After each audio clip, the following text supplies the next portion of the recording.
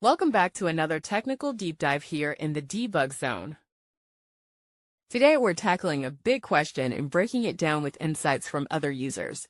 Hopefully this clears up some misconceptions and helps you get the answer you need. So buckle up, stay a little curious, and let's jump right in.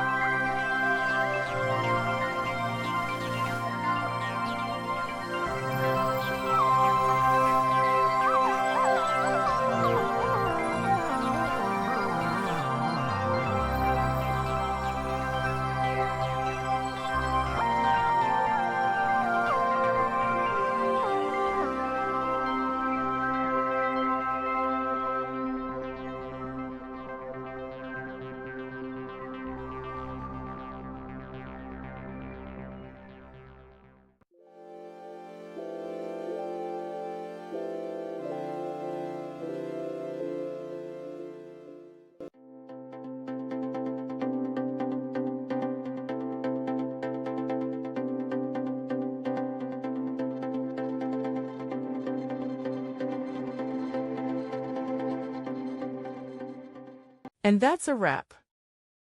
I hope you found the answer you were looking for. If you did, take a second to hit that subscribe button. It really helps out.